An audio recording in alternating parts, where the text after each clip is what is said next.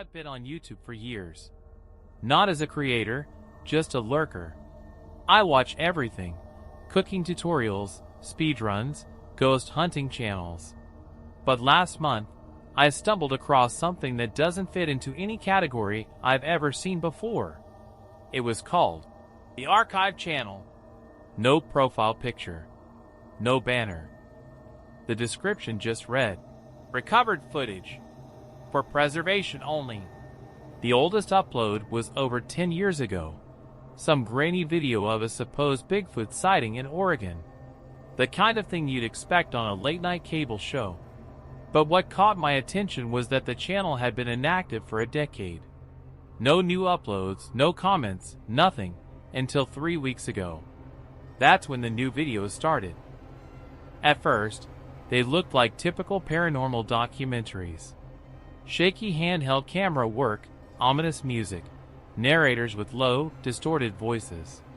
Titles like, The Shadow in the Pines, or The Man in the Well. I thought it was just someone reviving an old account for a horror project. But then I noticed the details.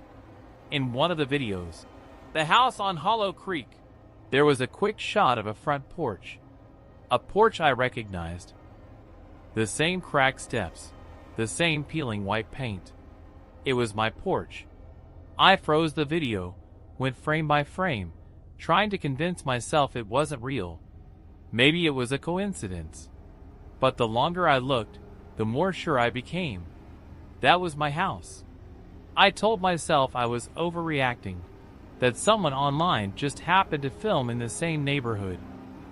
I clicked away, but the next upload made my blood run cold. It was called The Girl in the Red Hoodie. At first it seemed like a typical urban legend setup. Shots of an empty street, the sound of wind, then sudden cuts of a figure walking alone. The camera zoomed in on her clothes. I recognized them instantly. It was my sister. She had been wearing that exact hoodie the night before when she went out to meet friends. I called her immediately, voice shaking, and asked if anyone had been filming her. She laughed it off, said no, and asked why I was acting so paranoid. But when I showed her the video, her smile faded. She swore she didn't know who recorded it. And then, when we refreshed the page, the video description had changed. It now read, Preservation complete. Subscriber noted. I glanced at the subscriber count. It had gone up by 1. After the red hoodie video, I couldn't sleep. I kept refreshing the channel, watching the subscriber count tick slowly upward. 20, 22, 23. Every time I checked, it climbed by 1 or 2, like the channel was quietly spreading. The new upload came 2 days later. This one was called The Basement Door. The footage was grainy again, handheld, the kind of cheap night vision camera you can get from any electronics store.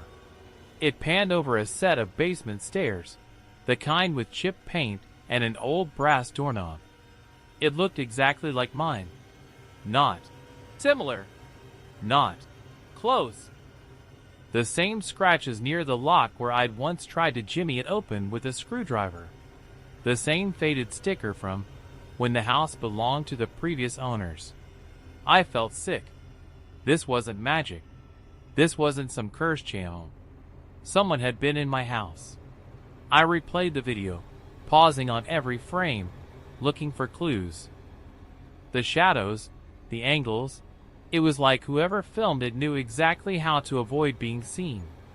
No reflection, no face, not even a hand. Just the house. And the description this time wasn't cryptic. It was blunt.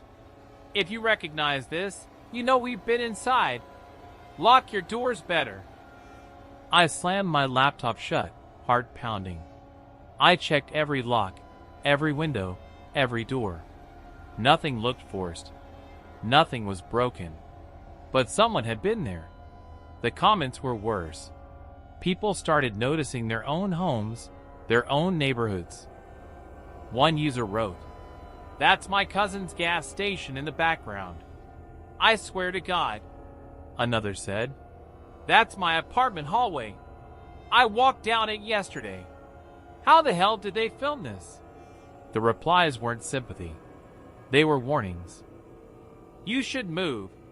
If you're in the videos, you're already marked. I didn't want to believe it.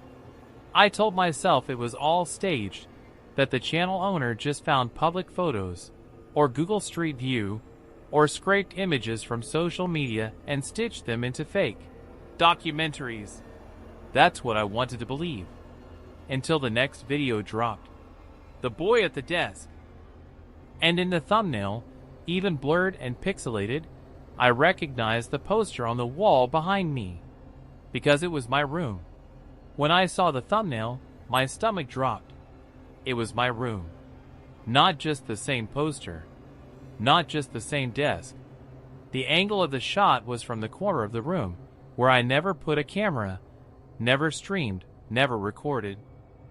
I clicked on it anyway. My hands were shaking.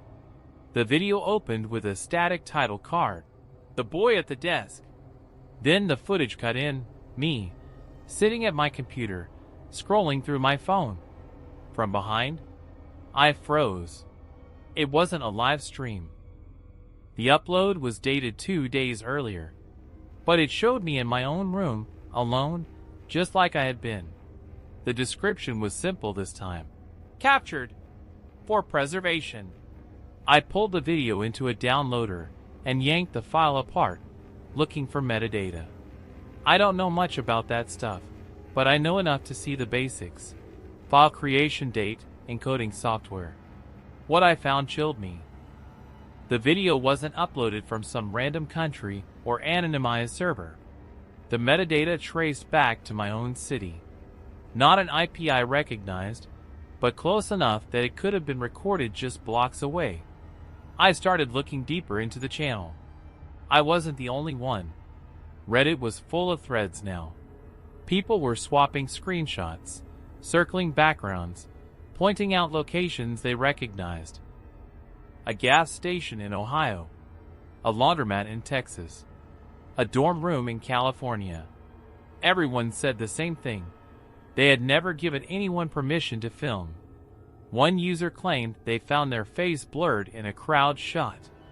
Another swore the channel had uploaded a video of her before she'd even been born, her mother pregnant, filmed in secret at a grocery store. The mods nuked those threads fast, saying it was conspiracy bait. But the screenshots kept circulating. And the subscriber count? It wasn't hundreds anymore. It was thousands. The worst part was a DM I got the next night. No username, no profile picture, just, account deleted. The message said, stop digging. You're not supposed to see how the videos are made. Just unsubscribe and walk away. But I didn't unsubscribe.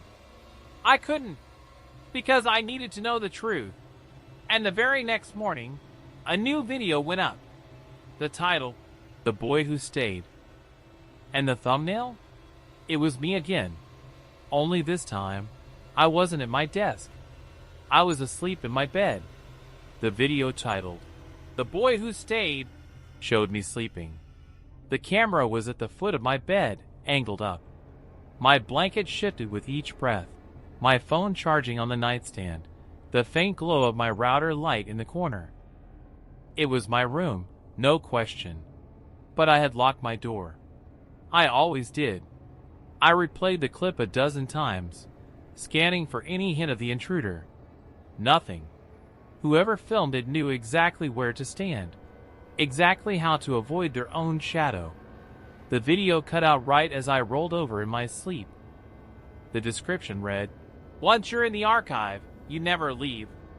I didn't go to work the next day. I couldn't. My body felt like it was running on static. I taped over my laptop camera, turned my phone off, even unplugged my router. None of it helped. I filed a police report. The officer at the desk nodded, took notes, said they'd look into it.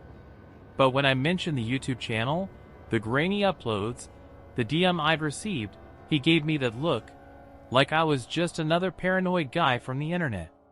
That night, I drove to a friend's place across town and crashed on his couch. For the first time in weeks, I thought maybe I could breathe again, until my friend shook me awake around 2 a.m. "Dude, is this a joke?" He was holding his phone. On the screen was a fresh upload from Dead Channel. "The boy leaves home." The footage showed my car pulling out of my driveway, headlights cutting through the night. Then the view cut, handheld again, to me ringing my friend's doorbell, walking inside. The video ended on me lying down on his couch, pulling a blanket over myself. We both just stared at each other, sick to our stomachs. The channel wasn't just uploading my house anymore. It was following me. I started digging into who else this was happening to. Through burner forums, Discord servers, even private DMs on Reddit, I found others. People who claimed they'd been featured in videos. Some had moved cities, even states. It didn't matter. The channel followed. The scariest thing? A few of those accounts went dark. Not just deleted, like the people themselves had disappeared. One day, they were posting frantically about how the channel wouldn't stop filming them. The next day, silence. And then, within a week, a new documentary would show up. A title like, "The Woman in the Red Car," or "The Teacher Who Walked Alone." The comments always said the same thing. "That's her. She was talking about this. Bro, she's gone. Look, I thought about deleting my accounts. About disappearing too. But when I looked at the channel again, the subscriber count had doubled overnight. 10,000. The comments weren't warnings anymore. They were fans. Another masterpiece. Real Lost Media vibes. When's the next drop? It didn't feel like a threat anymore. It felt like an audience. And I was part of the content. I couldn't take it anymore. Every night I checked the channel, waiting for the next video. Every night, my stomach twisted with dread that I'd see myself again. But dread turned into anger. I wanted to know who was behind this. I started small, screen recording every upload, downloading the files before YouTube's compression stripped them bare. I fed them into metadata analyzers, frame-by-frame video tools, audio scrapers. Most of it was junk. Edited, stripped clean. Whoever was doing this knew how to cover their tracks. Almost. In one file, the one where I was sleeping, I found a GPS tag buried deep in the data. It was faint, like a mistake someone forgot to scrub. The coordinates were only a few miles away. An abandoned strip mall on the edge of town. I drove out there the next morning. Middle of the day, sunlight sharp, people passing by. I told myself nothing could happen in broad daylight. The mall was a graveyard of shuttered stores. Faded logos, boarded windows. I walked the cracked pavement, listening for anything. And then I heard it. A generator. Low, steady, humming behind the back entrance of what used to be a Radio Shack. The door was chained, but through a gap I saw it, glowing monitors stacked against the wall. Dozens of them, some showing static, some showing live footage. My blood ran cold. One of the screens showed me, standing right there in the parking lot, staring through the gap. I bolted. By the time I got home, there was already a new video.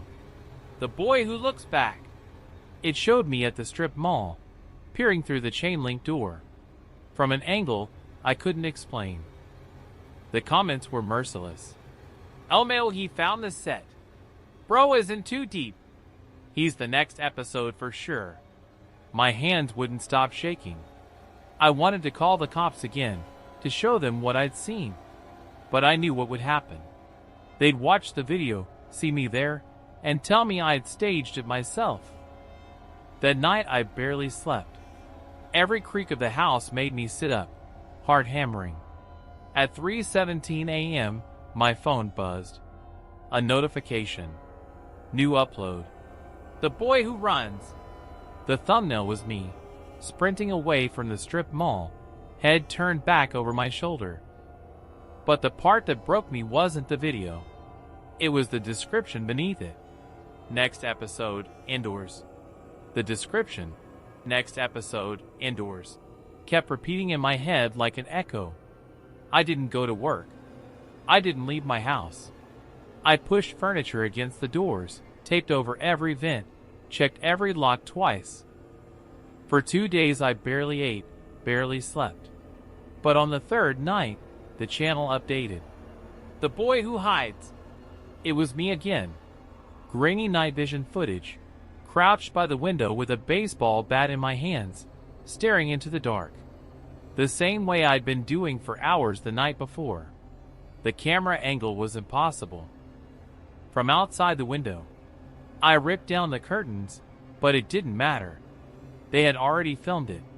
The comments weren't warnings anymore. They were gleeful. He knows they're inside. Best arc yet. Premiere's gonna be wild. Premiere? That word burned into me. At 6 p.m. the next day, a countdown appeared on the channel. Red numbers ticking down from 12 hours. A live event. The title card read, Finale, The Boy Who Stayed Too Long. I unplugged everything. Router, computer, even my phone. I thought if I cut myself off, they couldn't stream me. But when I turned on the TV, the smart screen lit up on its own. The countdown was there too. I called the police again. I begged. This time they sent a car. 2 officers showed up, walked the perimeter, checked my locks. They told me nobody was there, told me to sleep, to stop watching scary videos. And then, as they were leaving, one of their radios crackled. Not static, not dispatch. A voice. Flat, monotone, familiar. It said my name. Both officers froze, looked at me like I'd set them up. Then they left. Fast. No paperwork. No follow-up. By midnight, the countdown was nearly over. Thousands were waiting. The chat was moving so fast it was unreadable. I sat there in the dark, staring at the screen. And then, with 1 second left, I heard it. The click of a camera. From inside my house, the live stream started. Finale, The Boy Who Stayed Too Long. The first shot was me, sitting frozen at my desk. The stream counter ticked up fast. 5,000 viewers. 10. 15. The chat blurred into a wall of letters, emojis, and cheering. I didn't move. I couldn't. The camera, wherever it was, had me framed perfectly. Sitting at my desk in the dark, face lit only by the monitor. For a second, I thought maybe if I stayed still, if I didn't give them anything, the stream would stall, die out. But then the shot changed. A second angle, over my shoulder, showing the back of my head, my hunched posture, my pale hands gripping the chair. I spun around. Nothing. Just the wall, the window. No one there. When I looked back at the screen, there was a third angle, wide shot of the whole room. They weren't just filming me. They were broadcasting live from inside my house. The comments were euphoric. Best finale ever. He's really in it now. Stay tuned for the ending. The stream title pulsed at the bottom of the screen. The Boy Who Stayed Too Long. I grabbed my phone with trembling hands. 911. My voice cracked as I begged them to send someone. But halfway through my call, my phone buzzed with a notification. YouTube. New comment on your video. I opened it without thinking. It was my own channel. My personal one. I hadn't uploaded in months. But there it was, a live stream. Same footage. Same title. Except the username wasn't mine. It was Dead Channel. The chat on my stream wasn't strangers anymore. It was people I knew. My coworkers. Friends from high school. Even my mom's account. all of them typing the same thing in unison. Smile. I felt my face twitch. The corners of my lips jerked upward, sharp and painful. My cheeks trembled as if they didn't belong to me. The viewers roared with approval. The screen split again. 4 angles, then 6, then 8. All me, all from different corners of the room. I stumbled back, knocking over the chair, but the cameras followed. Always one step ahead, switching before I even moved. And then the feed went black. Just text in white letters. Preserved. The stream ended. I checked YouTube the next morning. The video was gone. Not even a trace in my history. But the channel's subscriber count had doubled again. 50,000 now. And at the very top of the page was a new upload. Coming soon, the next subscriber.